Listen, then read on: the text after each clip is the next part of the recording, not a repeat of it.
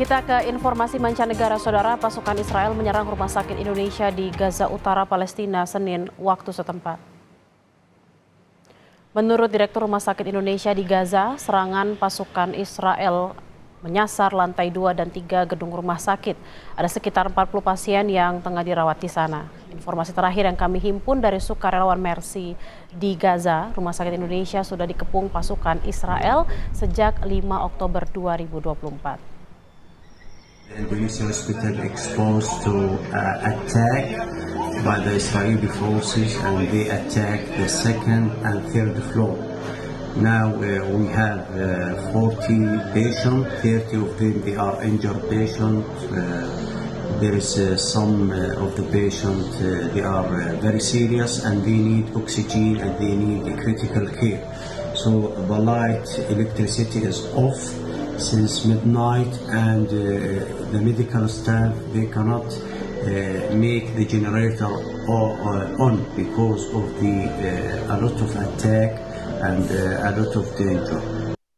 Informasi terkini dari Gaza kita akan tanyakan langsung ke sukarelawan Mercy di Gaza Tengah. Ada Fikri Rofiul Haq di sana. Fikri, apa yang terjadi di Rumah Sakit Indonesia di sana bisa digambarkan?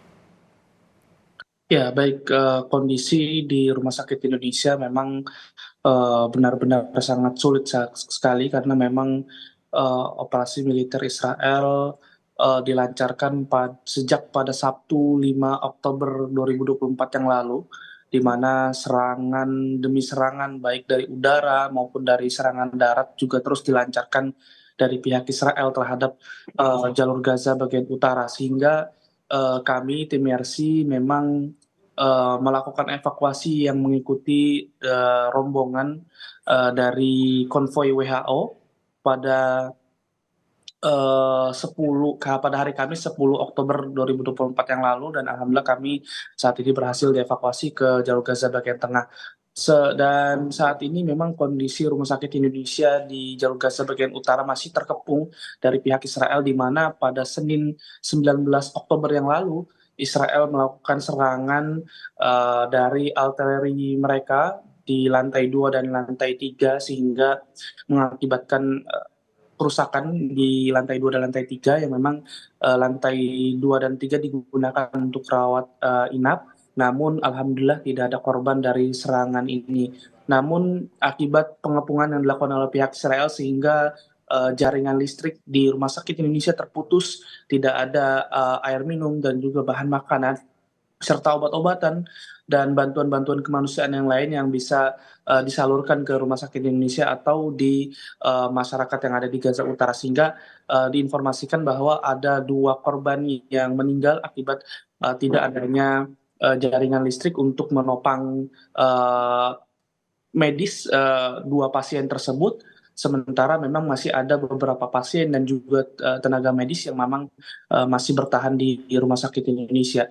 Selain di sekitar Rumah Sakit Indonesia terdapat juga beberapa sekolah PBB maupun sekolah pemerintah, di mana Israel memaksa mengusir ratusan orang diusir dari tempat-tempat pengungsian mereka di sekolah-sekolahan tersebut. Mereka dibariskan untuk kemudian nanti diarahkan untuk harus melakukan evakuasi atau diusir ke kota Gaza. Dan setelah mereka mengusir para warga dari sekolah-sekolah tersebut, mereka membakar sekolah-sekolahan tersebut yang memang berada persis di samping Rumah Sakit Indonesia. Diinformasikan juga sudah ada 3 sekolahan yang dibakar oleh pihak Israel di Gaza Utara, di mana ada sekolah Kuwait, sekolah Halab, dan juga sekolah Hamad.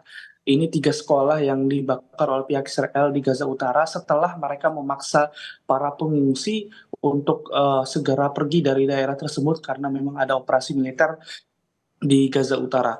Dan ada beberapa saksi juga memang mengatakan yang mereka berhasil selamat dari evakuasi tersebut, bahwa banyak juga Israel menangkap para pria dewasa, ya, karena memang pria dewasa tersebar dari video atau foto-foto lokal, video yang diposting oleh pihak Israel kemudian disebarkan oleh para jurnalis yang ada di jalur Gaza, bahwa para pria dewasa dipisahkan oleh anak dan juga istrinya dan keluarganya, sehingga banyak pria-pria dewasa yang oleh pihak Israel ke tidak tahu mereka akan dibawa kemana, namun di video yang beredar mereka ditangkap oleh pihak Israel. Kemudian saat ini sudah memasuki hari ke-19 pengepungan terhadap masyarakat yang ada di Gaza Utara, sehingga 3 fasilitas rumah sakit, yaitu Rumah Sakit Indonesia, Rumah Sakit Al-Auda, dan Rumah Sakit Kamal Udwan memang benar-benar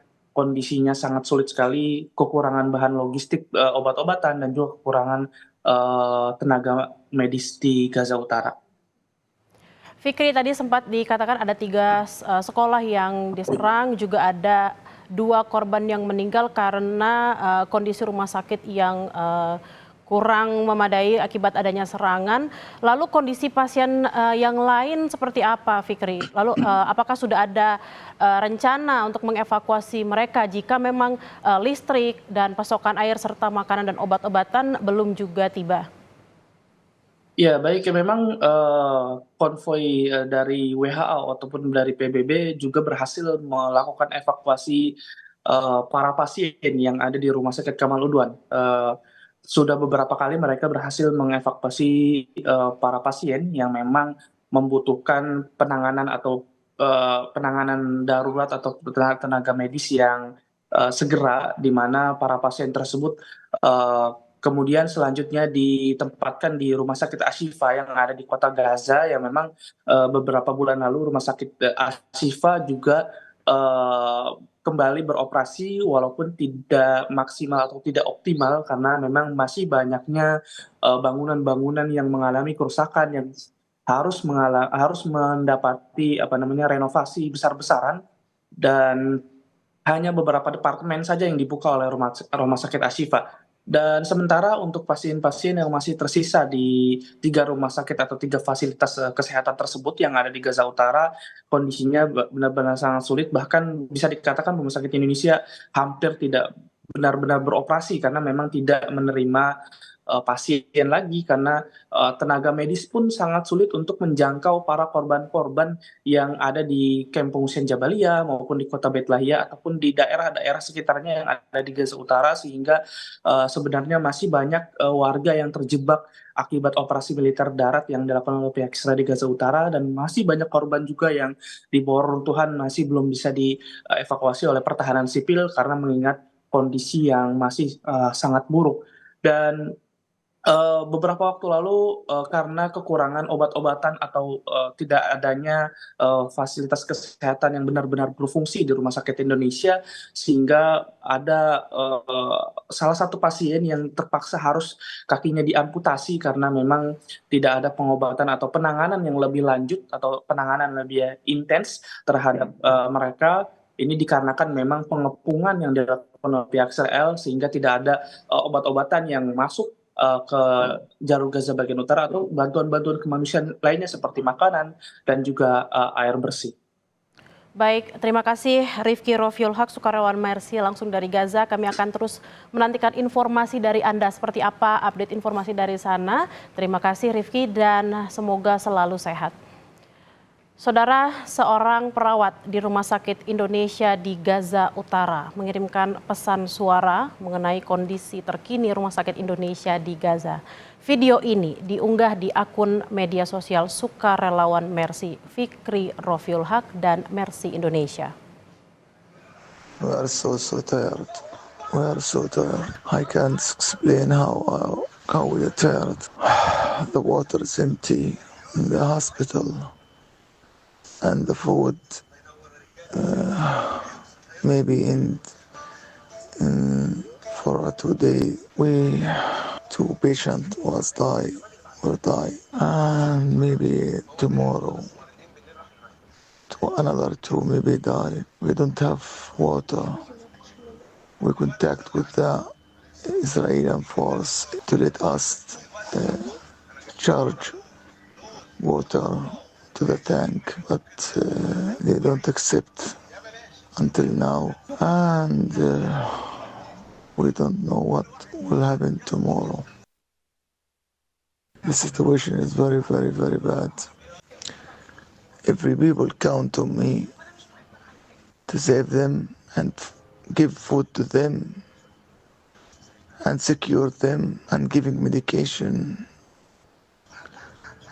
I can't do every that by myself and by 2 doctors. 3 people or 4 people manage a big hospital like Indonesian.